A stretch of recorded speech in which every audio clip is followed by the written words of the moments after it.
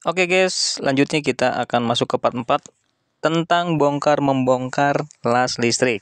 Untuk kalian yang belum melihat part 1, part 2, part 3-nya, silahkan lihat di channel ini ya. Oke, kali ini kita akan membahas tentang ferrit. Nah, di sini ferrit itu yang mana? Nih, yang saya zoom nih. Daripada dibilang ngarang, oke, kita cari tahu langsung dari Google aja nih. Ferrit itu apa sih?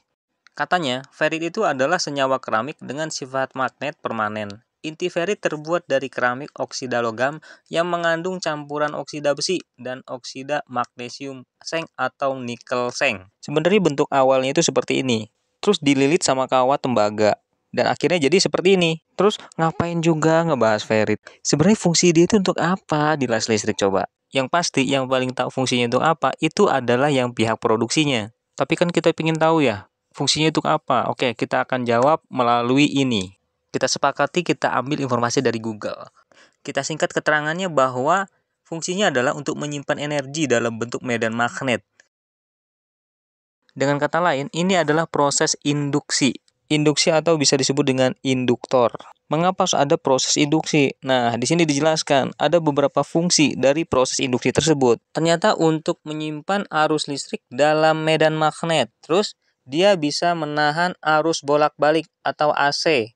Lalu meneruskan arus searah atau DC. Yang kita ketahui, yang disebut arus bolak-balik AC itu adalah arus dari PLN. Jadi, kalau kita lihat, fungsi ferrit ini adalah sebagai filter, di mana ketika arus AC masuk, tapi keluarnya itu jadi arus DC. Fungsi selanjutnya adalah membangkitkan getaran. Bisa dibilang, ini adalah sebagai pemicu, atau disebut pendorong awal agar mesin itu bisa dapat bekerja. Fungsi selanjutnya adalah melipat gandakan tegangan. Yang kita ketahui, tegangan itu ada pengaruhnya terhadap arus listrik dan daya listrik.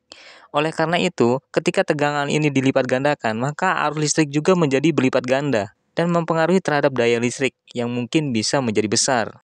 Nah, itulah kenapa di las listrik itu disediakan knop pemutar untuk mengatur arus listrik yang dibutuhkan. Nah, tentunya knop tersebut ada kaitannya dengan komponen inti ferrit ini. Nah, seandainya inti ferrit ini nggak ada, lalu apakah las listrik itu mampu bekerja? Kalau saya bilang bisa aja, tapi dengan cara sistem yang berbeda. Seperti pepatah bilang, banyak cara menuju Roma. Yang penting adalah kita mengetahui sistem kerjanya. Apapun komponen dan spare part yang digunakan, ketika sistem kerjanya sama, maka dia bisa digunakan untuk proses ngelas. Sementara itu dulu part 4-nya guys, kita sambung lagi di part 5 untuk membahas isi dari las listrik ini guys. Terima kasih sudah menyimak, jangan lupa untuk subscribe, like, dan share. Wassalamualaikum warahmatullahi wabarakatuh.